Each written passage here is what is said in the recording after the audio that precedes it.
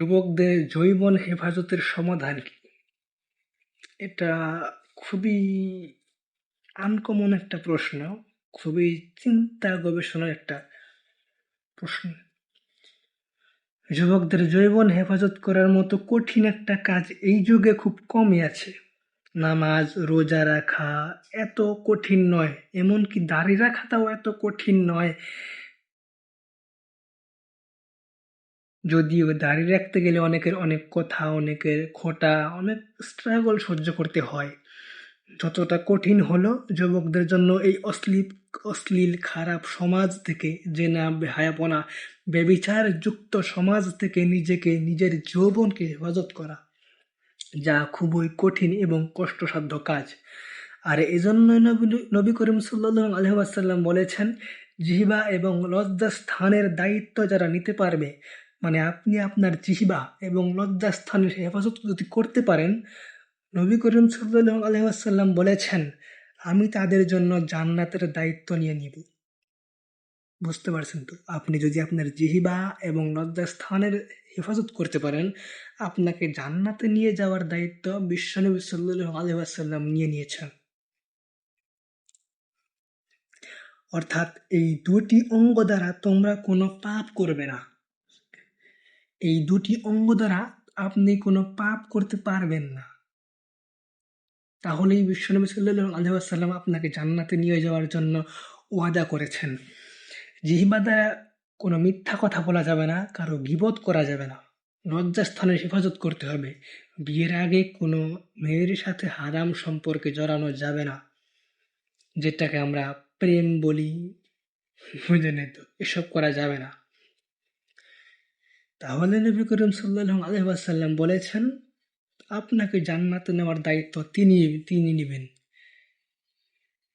এখন যুবকদের প্রশ্ন, তাহলে যৌবন হেফাজতের সমাধানটা কি, উপায়টা কি? তাহলে শুনুন, হারাম কাজের পরিবেশ থেকে দূরে থাকতে হবে। এজন্য অনেক স্যাক্রিফাইস করতে হবে আপনাকে, অনেক ত্যাগ স্বীকার করে নিতে হবে। কিছু করার নাই, পরবারে ভালো থাকতে হলে এই দুনিয়াতে একটু কষ্ট করতে হবে। যে জায়গায় গেলে হারাম থেকে বিরত থাকতে পারবেন না, সেই জায়গা ছেড়ে দিতে হবে। আপনি যাবেন না ওই জায়গায়। দোকানে চায়ের দোকানে, পাশের দোকান, যেখানে আড্ডা দিচ্ছেন বন্ধু বান্ধবের সাথে, সেখানে গেলেই একে অন্যের নামে গীবত করা হচ্ছে, দুর্নাম করা হচ্ছে, আপনি যাবেন না সেখানে। ঠিক আছে? ফেসবুকে ফেসবুকে ঢুকে গেলেই চোখের হেফাজত করতে পারবেন না। ইচ্ছায় অনিচ্ছায় আপনাকে আপনার সামনে নন মাহরাম কোনো খারাপ ছবি, অশ্লীল ছবি চলে আসতে পারে, স্বাভাবিক। যে পেজ থেকে এগুলো অশ্লীল খারাপ ছবি আপলোড করা হয়, সেগুলো যদি আপনি ফলো করে থাকেন, সেগুলো আনফলো করে দেন।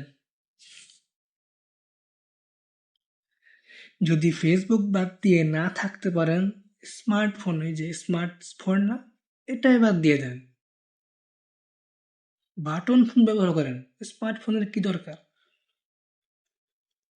স্যাক্রিফাইস করবেন না, হারামযুক্ত আরামকে ত্যাগ করবেন না, আর শুধুমাত্র কিছু ভালো কাজ, কিছু আমল করেই জান্নাতে চান? জান্নাত কি এতই সস্তা নাকি ভাই? যে কোনো মূল্যে হারাম থেকে বিরত থাকার প্রতিজ্ঞা করতে হবে। যে যুবক হারাম থেকে বিরত থাকতে চায় কিন্তু থাকতে পারে না, তার নিয়ত ঠিক নাই। একবারে মেয়ে মানুষ দেখলে কল্পনায় হারিয়ে যায়, একবার খারাপ ভিডিও দেখা শুরু করলে সেখানেই ডুবে যায়। নিজেকে নিয়ন্ত্রণ করতে পারে না, নিজের নফসকে নিয়ন্ত্রণ করতে পারে না, শয়তানের ফাঁদে পা দিলে সেখান থেকে উঠতে পারে না, খারাপ পথ থেকে ফিরে আসতে পারে না, খারাপ কাজ থেকে দূরে থাকতে পারে না। সে যুবক দুর্বল, সে যুবক ভীতু। আর যে যুবক হারাম দেখলে সরে যায়, হারাম থেকে নিজেকে দূরে রাখে, নিজের নফসকে নিয়ন্ত্রণ করতে পারে, দিনের পথে চলার চেষ্টা করে, সে হলো আসল যুবক। সে হলো আসল যুবক, সে সাহসী যুবক। আর যদি এমন হয়, এমন কিছু জায়গা যেখানে না গেলেই নয়, যদিও সেখানে পাপ হচ্ছে, যেমন বাজারে, অফিসে, স্কুল, কলেজে, এই জায়গাগুলোতে গেলে চোখের পাপ হতে পারে।